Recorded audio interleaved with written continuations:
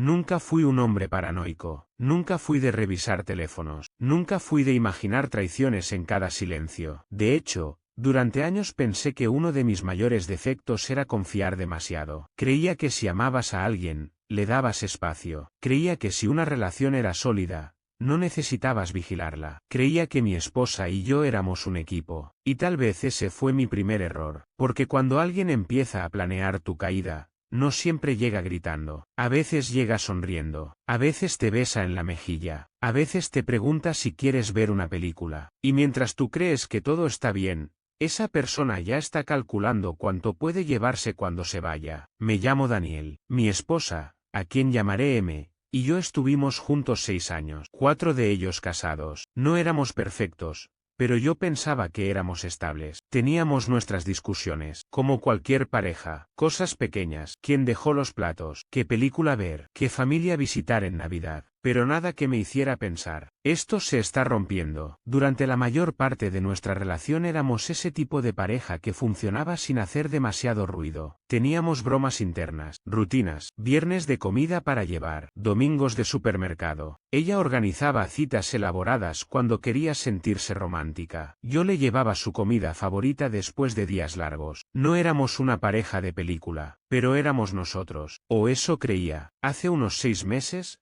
algo empezó a cambiar. Al principio fueron detalles pequeños, tan pequeños que, si los señalas, pareces exagerado. Su teléfono, por ejemplo, antes lo dejaba en cualquier parte, en la mesa de café, en la cocina, en el sofá. Nunca le importaba si yo lo tomaba para moverlo o mirar la hora. De pronto, ese teléfono se convirtió en una extensión de su mano. Lo llevaba al baño, a la cocina, a la lavandería, hasta cuando solo iba a buscar agua. Un día bromeé. ¿Ahora diriges una red de espionaje o qué? Ella se rió demasiado rápido. No, es el trabajo. Me escriben mucho. Sonaba razonable. Hasta que unos días después puso contraseña. M nunca había usado contraseña. Cuando le pregunté, respondió algo sobre seguridad, hackers, privacidad. No insistí. No quería ser ese esposo que hace preguntas y luego parece inseguro. Pero algo se quedó allí. Una sensación pequeña, una alerta en la nuca. Después empezó a contestar llamadas fuera de la habitación. El teléfono sonaba y ella decía, dame un segundo,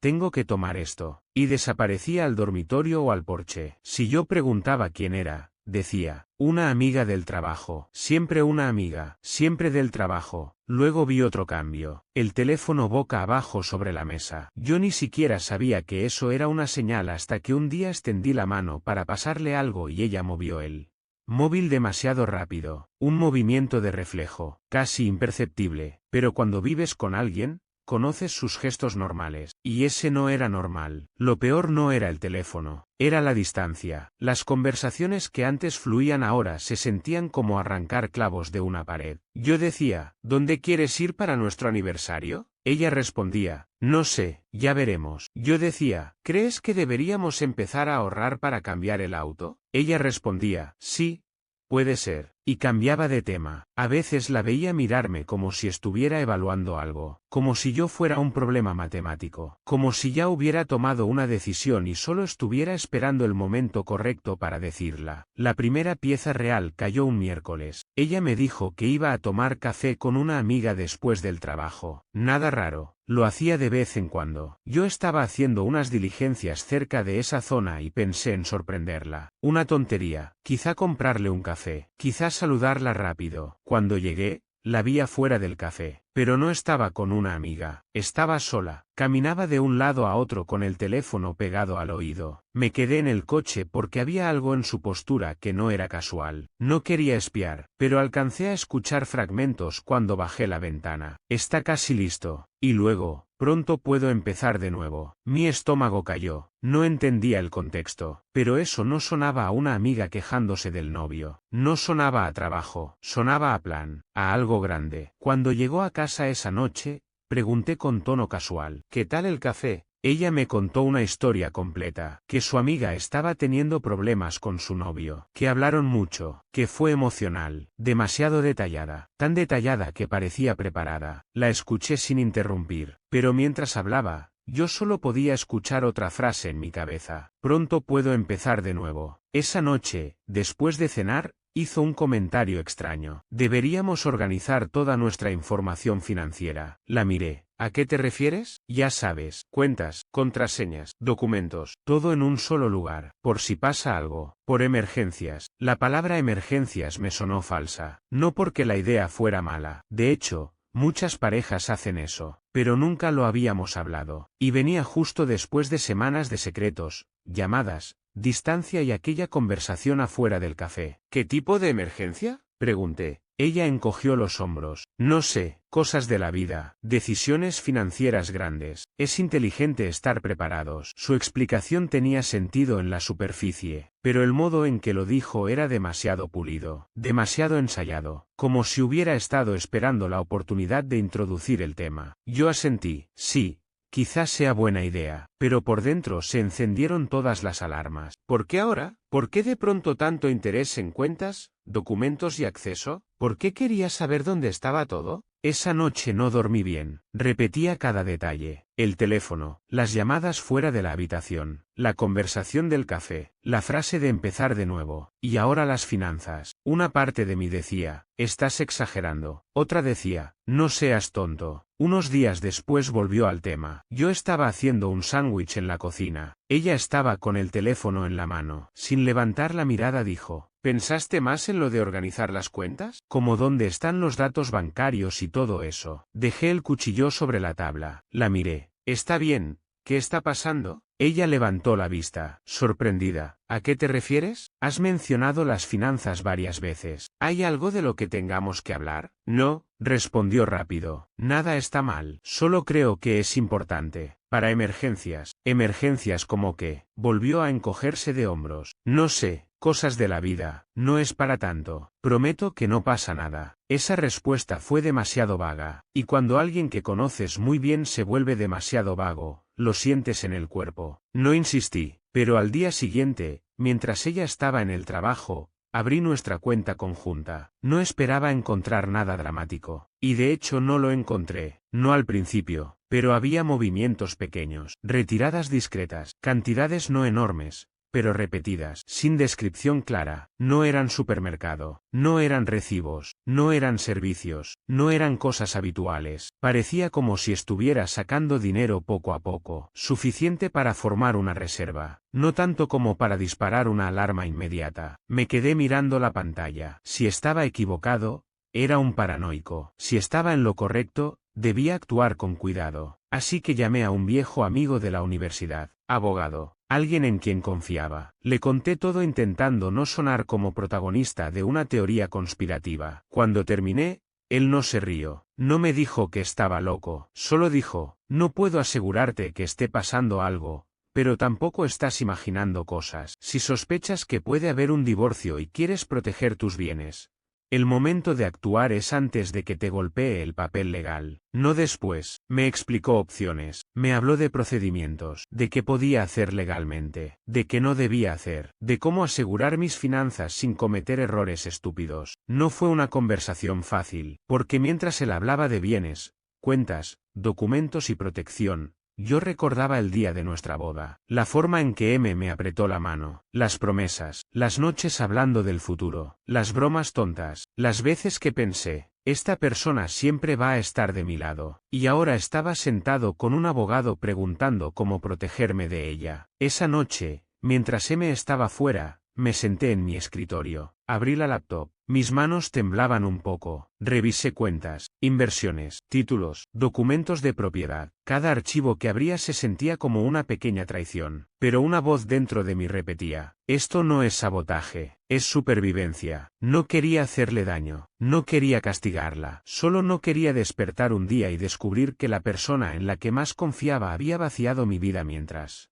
yo dormía. Llamé a mi madre, no le conté todo, solo lo suficiente. Necesito que me ayudes a guardar algunas cosas por un tiempo. No es nada malo, solo algo para protegerme, por si acaso. Ella guardó silencio, luego preguntó, ¿estás bien? Mentí, sí, es solo una precaución. No te preocupes. Mi madre no insistió, pero la pausa en su voz me dijo que entendía más de lo que yo decía. Claro, hijo, lo que necesites. Colgué con una mezcla de alivio y vergüenza. Odiaba meterla en ese caos, pero necesitaba a alguien en quien confiar, y en ese momento, mi madre era el único suelo firme. Durante los días siguientes inicié el proceso. Moví la mayoría de mis bienes de forma legal, asesorado, documentado. Dinero, inversiones, la casa, todo quedó bajo el nombre de mi madre y dentro de un fideicomiso irrevocable. Dejé suficiente en la cuenta conjunta para que nada pareciera extraño. Facturas, gastos normales, apariencia de rutina. M no notó nada. Entró a casa esa noche, me besó la mejilla y preguntó si quería ver una película. Yo dije que sí. Me senté junto a ella, y mientras en la pantalla pasaban escenas de una comedia, yo apenas respiraba. Parte de mí se sentía culpable, como si hubiera roto el último hilo de confianza. Pero otra parte, la más fría, se sintió segura por primera vez en semanas. Durante los siguientes días intenté actuar normal. Trabajo,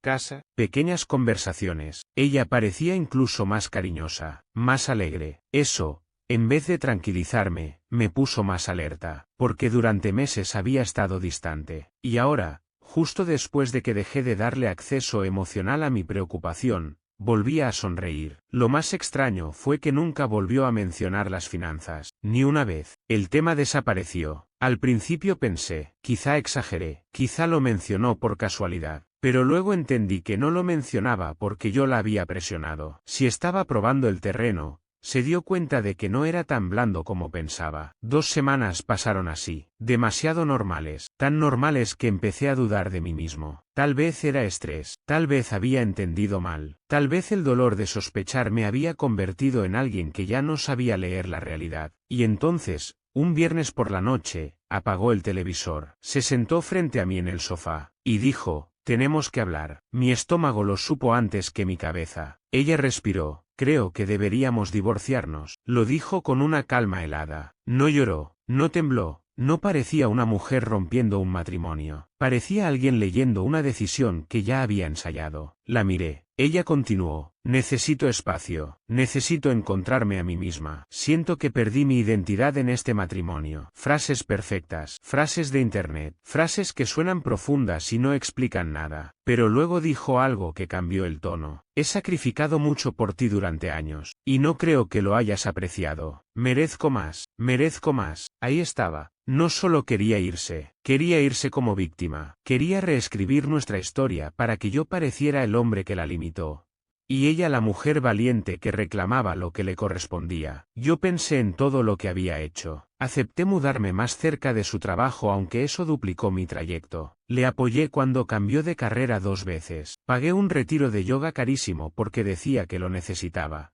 Incluso cancelando unas vacaciones que yo esperaba con ilusión. Escuché sus quejas, recordé sus cumpleaños, organicé citas cuando decía que estábamos cayendo en rutina. No fui perfecto, nadie lo es, pero estuve allí, así que escucharla decir que merecía más no me hizo sentir culpable, me hizo ver con claridad. Ella no estaba dolida por algo que yo hice, estaba construyendo una narrativa, y alguien más la estaba ayudando. Entonces lo dijo. Una amiga me ha ayudado a ver las cosas con más claridad. No me miró al decirlo. Una amiga. Yo permanecí quieto, pero mi cabeza empezó a correr. ¿Quién era esa amiga? ¿Por qué estaba tan metida en mi matrimonio? ¿Y por qué todo sonaba como estrategia, no como emoción? No discutí, no rogué, no pregunté si podíamos arreglarlo. Solo asentí. Si así te sientes, supongo que tendremos que ver los siguientes pasos. Ella pareció sorprendida. Creo que esperaba lágrimas, súplicas, una escena, pero yo ya estaba 2 semanas adelante. Después de esa conversación se mudó a un apartamento, y el lunes recibí los papeles del divorcio. Cuando los leí,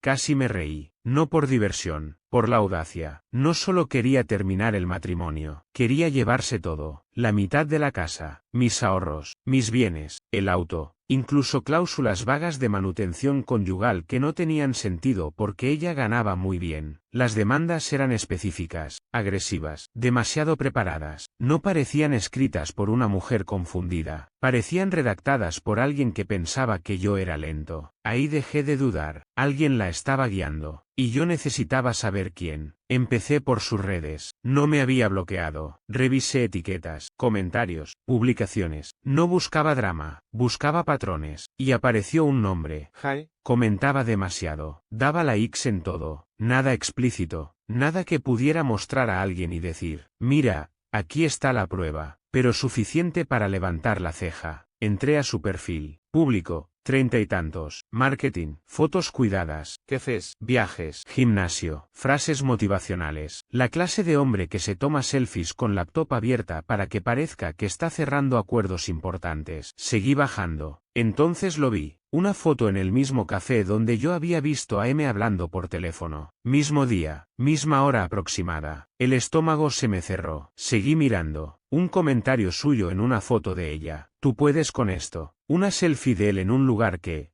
por el fondo, parecía el edificio de su nuevo apartamento. Nada definitivo, pero bastante. Decidí hablar con amistades mutuas. Primero Lisa. Ella y M eran cercanas. La llamé con tono tranquilo. Le pregunté si había notado algo raro, si sabía de alguien que la estuviera aconsejando. Lisa se cerró de inmediato. No sé nada. No quiero meterme. Lo siento. Colgó demasiado rápido. Luego llamé a Emily. Al principio fue igual. Respuestas vagas. Tono nervioso. Pero después de colgar, me devolvió la llamada. Su voz era baja. Necesito que esto no vuelva a mí. No volverá. Después de una pausa, lo dijo. M ha estado pasando mucho tiempo con Jaque. Lo conoció en el trabajo. No sé todo, pero sé que él ha estado muy metido en los consejos sobre el divorcio. Ahí encajó otra pieza. No era una amiga. Era Jaque. El mismo hombre del café. El mismo hombre de los comentarios. El mismo hombre que, por alguna razón,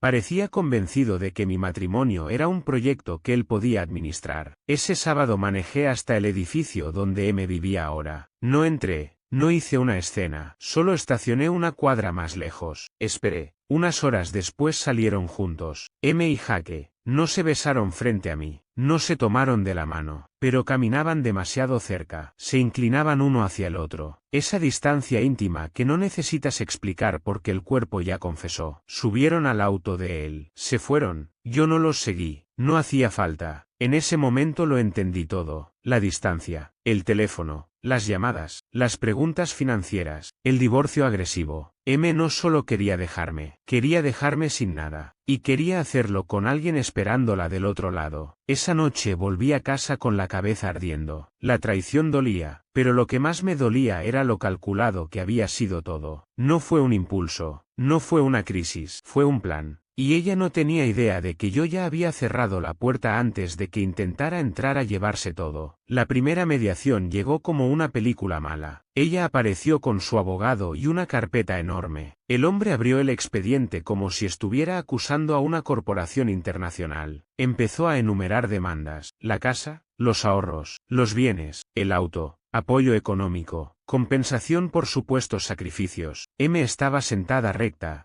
con una expresión de falsa tristeza, como si fuera la parte dañada. Yo me quedé callado, mi abogado también. Esperamos. Cuando terminaron, mi abogado tomó una pila de documentos y la deslizó por la mesa. Antes de avanzar, creo que todos deberían revisar esto. El abogado de M tomó los papeles. Al principio su cara era segura, luego empezó a cambiar, página tras página. La frente se le arrugó, la mandíbula se tensó. ¿Qué es esto?, preguntó. Mi abogado respondió con calma. Documentos que muestran la transferencia legal de los bienes principales a un fideicomiso bajo el nombre de la madre de mi cliente. Las transferencias se completaron semanas antes de la solicitud de divorcio. El fideicomiso es legal, irrevocable y correctamente documentado. El cuarto quedó en silencio. El abogado de M la miró, confundido, molesto. Tú no mencionaste esto. Ella le arrancó los papeles de las manos. Pasó páginas, vio firmas, fechas, notarizaciones. Su cara pasó de incredulidad a furia. Esto no puede ser real. Luego me miró. Tú planeaste esto. Lo sabías. Sabías que iba a presentar la demanda y moviste todo para arruinarme. No respondí. No hacía falta, solo la miré conectar los puntos. Mi abogado explicó cada documento, fechas, firmas, procedimiento, legalidad. Todo estaba en orden. No había nada que atacar, nada que deshacer fácilmente, nada que ella pudiera reclamar como sorpresa si había sido ejecutado antes de su demanda. Su abogado pidió una pausa, pero todos sabíamos lo que significaba. Su gran plan había llegado a una pared.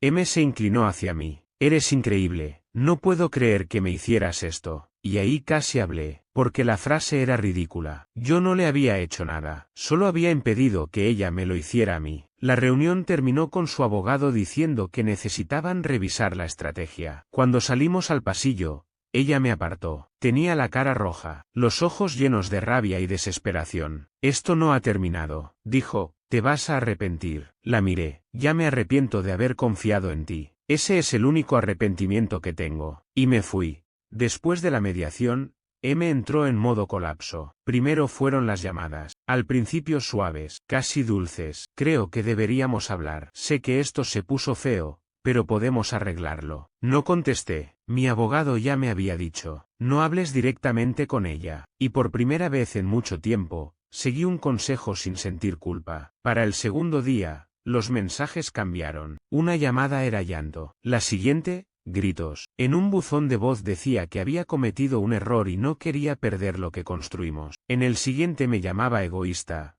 cruel, manipulador. Me acusaba de destruirle la vida. Yo no respondí, no porque no tuviera palabras, porque ya no quería darle acceso a mi energía. Entonces cambió de estrategia. Empezó a contar historias, a amigos, familiares, conocidos. Primero dijo que el divorcio había sido una broma, como si alguien contratara a un abogado, redactara demandas agresivas y presentara papeles reales para hacer una broma de pareja. La gente no lo creyó del todo. Le preguntaban, si era broma, ¿por qué pediste la mitad de la casa? ¿Por qué hablaste de manutención? ¿Por qué firmaste documentos legales? Cuando esa versión falló, dijo que no era broma. Era una prueba para ver la fortaleza de nuestra relación. Según ella, mi reacción había sido la verdadera traición. Yo, al protegerme, había roto la confianza. Es impresionante cómo algunas personas prenden fuego a una casa y luego acusan al vecino de no traer suficientes flores. Al principio,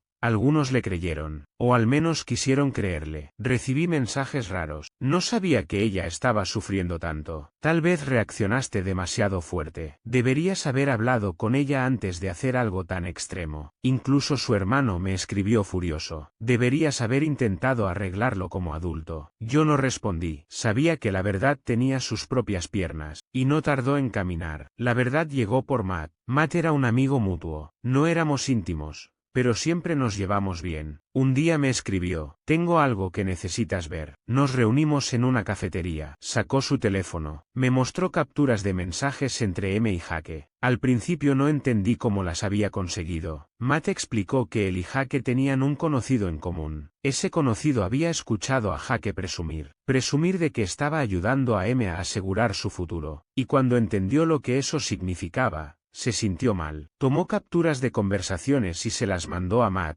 pensando que él podría avisarme. Matt me miró con seriedad. Ese tipo ha estado jugando con todos. La empujaba a sacarte todo y le hacía creer que después iba a estar con ella. Los mensajes eran peores de lo que imaginé. No eran conversaciones emocionales. No eran mensajes de alguien confundida. Eran planes fríos, calculados. M escribió, cuando el acuerdo esté cerrado, tendremos todo lo que necesitamos. Solo necesito que él acepte los términos. Jake respondió, no retrocedas, hazlo sentir culpable si hace falta. Te debe esto. Empezaremos de cero cuando tengas el dinero. Leí esa línea varias veces. Empezaremos de cero cuando tengas el dinero. Ahí estaba, todo, la distancia, las preguntas, los documentos, la rapidez, la agresividad. No era una mujer perdida encontrándose a sí misma. Era una mujer intentando vaciar a su esposo para mudarse a una fantasía con otro hombre. Le agradecía a Matt, de verdad. Él dijo, no merecías esto. Y por primera vez en semanas, sentí que alguien veía el cuadro completo. Las capturas circularon rápido. No fui yo quien las difundió. Matt las compartió con algunas personas que ya habían escuchado la versión de M. Y ya saben cómo funciona eso. Cuando una mentira se alimenta en público, la verdad también se vuelve pública. Su historia se desplomó. Los mismos amigos que antes hablaban de su dolor empezaron a tomar distancia. Los que la defendían dejaron de escribir. Los que decían que yo había sido extremo empezaron a disculparse. Incluso su hermano me llamó. Su voz era distinta. ¿Cansada? Mira, no sabía lo que estaba haciendo. Siento lo que te dije. Creí su versión. Le respondí. Lo entiendo, pero entender no significa olvidar. Jaque desapareció. Por supuesto, en cuanto vio que M no iba a salir del divorcio con casa, dinero y seguridad, dejó de contestar. El hombre que hablaba de empezar de cero se esfumó antes de que hubiera cero que repartir. No me sorprendió. Jaque nunca la amó. La estaba usando tanto como ella intentó usarme. Le vendió una fantasía de independencia financiada por mis años de trabajo. Y cuando el dinero no apareció, la fantasía se quedó sin muebles. Sin Jaque, M perdió fuerza. Los mensajes cambiaron. Ya no eran acusaciones. Eran súplicas. Por favor, podemos hablar. Haré lo que sea para arreglar esto. Otra vez, no tienes que perdonarme, pero podemos cerrar esto y seguir adelante. Dejaré todo si solo hablas conmigo. No contesté, no porque fuera cruel, porque había un punto donde la conversación ya no sirve. Ella no quería reparar el matrimonio. Quería salir del incendio con menos quemaduras, pero el daño ya estaba hecho. El divorcio finalizó. Sus demandas cayeron una por una. Su abogado retiró la pelea cuando quedó claro que no había base legal sólida para atacar el fideicomiso. El patrimonio que intentó reclamar no estaba disponible para ella. Al final se fue con sus cosas personales. Nada más. La casa quedó conmigo. Mis ahorros quedaron protegidos. Mis inversiones siguieron intactas. Y yo recuperé algo que no había sentido en meses. Paz. Mi madre, como siempre, estuvo ahí. Cuando todo terminó, apareció en mi casa con cubetas de pintura, brochas y una lista de ideas. Tenemos que recuperar este lugar, dijo, como si fuéramos a remodelar una habitación, no una vida. Pero eso hicimos. Pintamos paredes, movimos muebles, quité fotos, saqué cajas, doné cosas que ya no tenían sentido. Mi madre limpiaba con una energía casi militar. A veces se detenía, me miraba y preguntaba, ¿estás bien? Y por primera vez pude decir la verdad. No del todo, pero voy a estarlo. La casa empezó a sentirse mía otra vez. No nuestra, mía. Al principio eso dolía, luego se volvió alivio. Ya no tenía que analizar cada gesto, ya no tenía que preguntarme si una llamada era trabajo o conspiración, ya no tenía que vivir con alguien que planeaba su salida mientras me dejaba besarle la frente por la mañana. Volví a dormir, volví a cocinar, volví a dejar el teléfono en cualquier parte, sin sentir que el silencio podía traer una bomba. Meses después,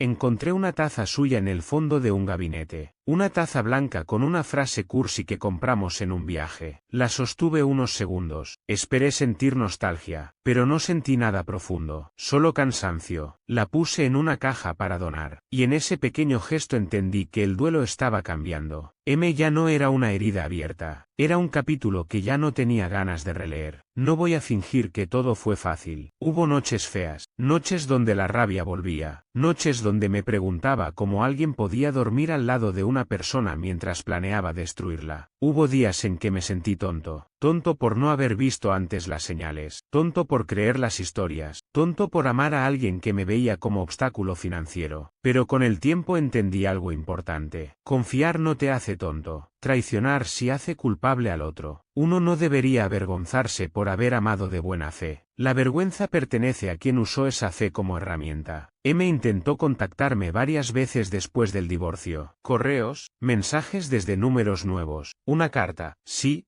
una carta. En ella decía que estaba en terapia, que Jaque la manipuló, que se sentía perdida, que no reconocía a la persona que fue, que yo también cometí errores al cerrarme emocionalmente. Esa parte casi me hizo reír. Incluso en su disculpa, necesitaba dejar una pequeña culpa en mi bolsillo. No respondí, no porque no pudiera perdonar algún día, sino porque el perdón no exige acceso. Puedes soltar a una persona sin abrirle la puerta. Puedes dejar de odiar sin volver a conversar. Puedes sanar sin darle a quien te hirió una silla en la mesa. Supe por amigos que Jaque salió con otra mujer del mismo trabajo, que repitió el patrón. Promesas, consejos, sueños de empezar de cero. M se enteró y, según dicen, tuvo otra crisis. No me dio satisfacción. Tal vez antes me habría dado. pero ya no. Lo único que sentí fue distancia, como si estuviera escuchando noticias de una ciudad donde ya no vivo. Mi vida se volvió más pequeña por un tiempo, y eso fue bueno. Trabajo, casa, mi madre viniendo a regar plantas que nadie le pidió regar, amigos verdaderos, café por las mañanas, silencio por las noches, paz. A veces la paz se siente aburrida cuando vienes del caos. Al principio casi extrañas la adrenalina. El drama te acostumbra a vivir con el sistema nervioso encendido. Pero luego un día despiertas sin peso en el pecho y entiendes que esto era lo que necesitabas. No emoción, no venganza, no victoria pública, solo tranquilidad. Un año después,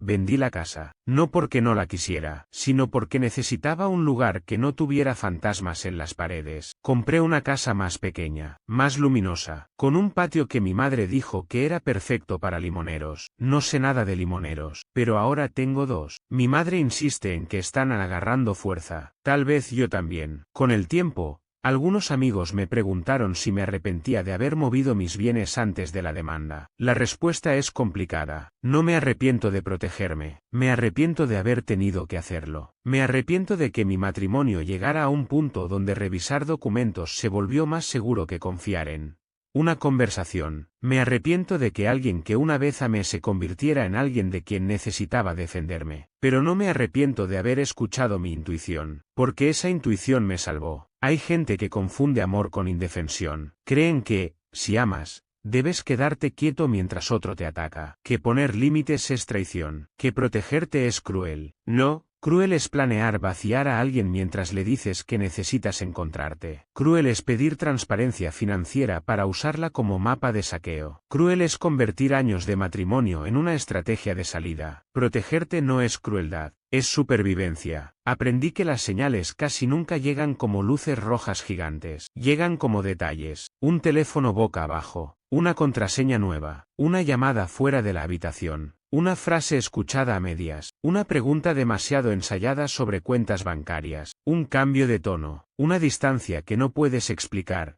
pero puedes sentir. Y aprendí que si algo dentro de ti dice, esto no está bien, no lo silencies solo para parecer maduro. La madurez no es ignorar tus alarmas, la madurez es investigar con calma antes de reaccionar. Yo no grité, no la perseguí, no monté una escena, no rompí nada, solo observé, preparé, me protegí. Y cuando llegó el golpe, no me encontró de rodillas. Eso fue lo que M no esperaba. Ella pensó que yo seguía en la versión antigua de nuestra historia. El esposo confiado, el esposo que la escuchaba, el esposo que cedía, el esposo que quería mantener la paz. Y sí, yo fui ese hombre. Pero hay una diferencia entre mantener la paz y permitir que te roben la vida. La primera es amor, la segunda es abandono propio. Durante mucho tiempo me pregunté cuándo exactamente terminó mi matrimonio. No fue el día que presentó la demanda, no fue el día que la vi con jaque, no fue el día de la mediación. Creo que terminó el día que decidió hacer planes con otro hombre sobre mi futuro sin incluirme. El día que dejó de verme como esposo y empezó a verme como obstáculo. Todo lo demás fueron papeles. Mi ex es ahora parte del pasado. Un nombre que aparece en documentos cerrados. Una historia que ya no me define. A veces todavía me enojo, pero menos. A veces todavía recuerdo su voz diciendo merezco más. Y pienso, sí, yo también. Merezco más que secretos, más que manipulación, más que ser convertido en escalón, más que compartir cama con alguien que estaba construyendo una salida con otro hombre. La diferencia es que yo no tuve que destruirla para obtenerlo, solo tuve que dejar de permitir que ella me destruyera. Si alguien escucha esto y está viendo señales parecidas, no te digo que actúes por impulso, no te digo que hagas nada ilegal, no te digo que asumas lo peor sin pruebas, te digo que no ignores patrones. Habla con alguien de confianza, consulta a un profesional, protege tus derechos, documenta lo importante. Y, sobre todo, no permitas que el miedo a parecer paranoico te haga vulnerable ante alguien que sí está planeando, porque hay personas que solo muestran su verdadera cara cuando creen que ya ganaron. M creyó que había ganado, creyó que yo no vería el plan, creyó que llegaría a mediación y me encontraría desprotegido, creyó que sus frases de sacrificio, identidad y merezco más serían suficientes para convencer a todos, creyó que Jaque la esperaba al otro lado con una vida nueva, pero al final, Su plan se derrumbó por lo mismo que lo construyó. Codicia. Quería demasiado, demasiado rápido, y subestimó al hombre que tenía delante. El hombre tranquilo no siempre es débil. A veces solo está escuchando. A veces está contando piezas. A veces está 2 semanas por delante. Hoy, cuando cierro la puerta de mi nueva casa por la noche, siento algo que no sentía antes. Seguridad. No porque tenga todos los bienes protegidos, no porque haya ganado el divorcio, sino porque recuperé mi confianza en mí mismo. Esa fue la verdadera pérdida durante esos meses. No solo dudé de ella, dudé de mí, de mi intuición, de mi capacidad para ver la realidad. Ahora ya no. Ahora sé que cuando mi cuerpo me avisa, escucho. Cuando algo huele a mentira, observo. Cuando alguien me pide confianza mientras esconde el cuchillo, doy un paso atrás. Y cuando una persona intenta escribir mi final sin mí, tomo la pluma. Ella es un capítulo de mi historia, no el libro. Un capítulo doloroso, necesario, quizá, pero cerrado. La página siguiente la escribo yo, con calma, con límites, con la gente que sí merece estar cerca, y con la certeza de que, a veces, la mejor venganza no es destruir el plan de alguien, es estar preparado cuando ese plan llega a tu puerta. M quiso empezar de nuevo usando mi vida como financiamiento. Jaque quiso jugar a estratega con un matrimonio ajeno. Y yo, el esposo que supuestamente no veía nada, terminé siendo el único que vio todo a tiempo. Al final, ella perdió el dinero, perdió el apoyo, perdió a Jaque, perdió la historia que intentó contar. Yo perdí una esposa, pero recuperé algo mucho más importante, mi paz. Y esa, por primera vez en mucho tiempo, no está a nombre de nadie más.